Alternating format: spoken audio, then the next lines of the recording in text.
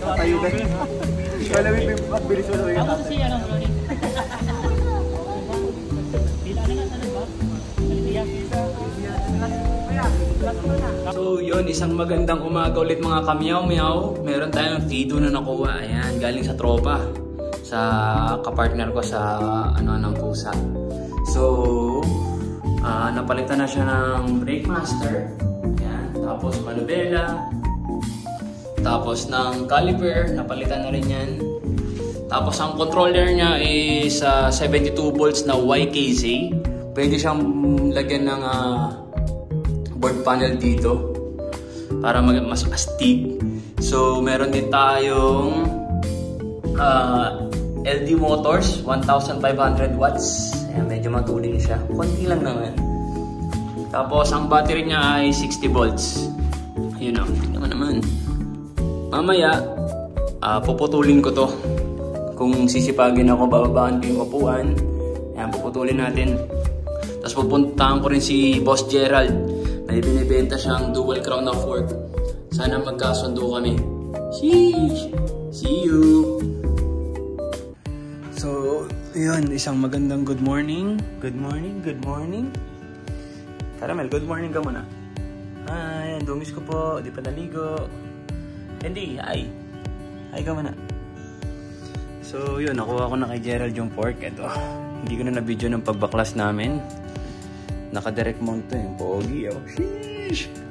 Gasto. Sige. Ayan ang fork.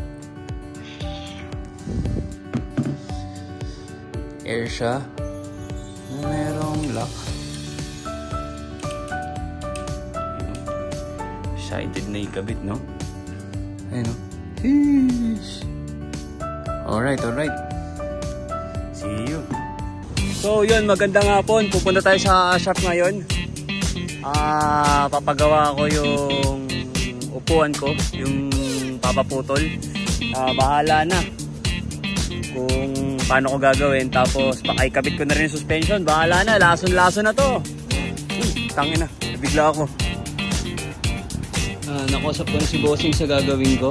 Papalitan ng fork, tapos putol upuan. Tapos bibili na rin ako sa kanila ng big disc brake dito. Hindi ko alam kung ano yung mga mabibili ko. Sheesh! Lason! So yun mga kamyaw-myaw, ito. Ito yung ipapalit ko.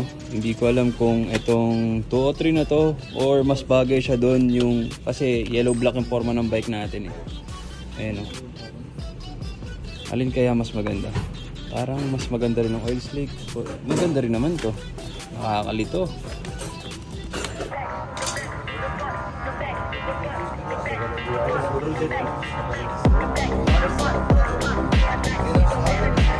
Kinakabit na yung disc brake, tinidor, saka yung nasa likod.